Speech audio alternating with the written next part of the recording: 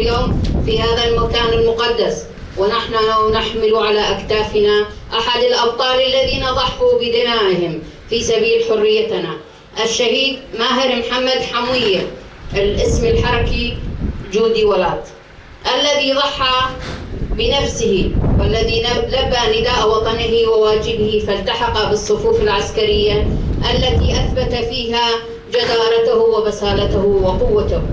ضحى بنفسه من أجل الحرية والكرامة والعيش في البلد التي تجمع كل مكوناتها من كرد وعرب وسريان وآشور. هذا البطل ابن حمص العدية، حمص مدينة خالد بن الوليد.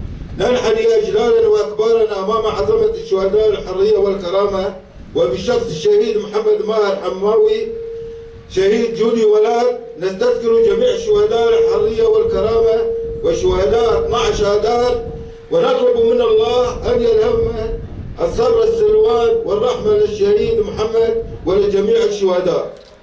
حضور الكريم، عوائل الشهداء الكرام، أن كل شيء في الحياة لها بدل، وكل شيء في الحياة لها ثمن، فثمن الحرية والكرامة هي الشهادة، فالشهادة هي شرف لكل إنسان شريف حر في الحياة، لأن ما نملك من الحرية والكرامة هي بفضل دماء الشهداء الزكية. هي ثمرة إرادة الشهداء. الاسم الحركي جودي ولاد، الاسم والنسبة محمد ماهر حموية، اسم الأم نجدية، اسم الأب أحمد، مكان وتاريخ الولادة قامشلو، مكان وتاريخ الانتساب قامشلو 2016، مكان وتاريخ الاستشهاد حسكي 4/3/2023. وخبرت وطلعوا تحسين لا تبتل لازم تمشي كاملا وما تتكتف لدين قرر يقدر مسؤولة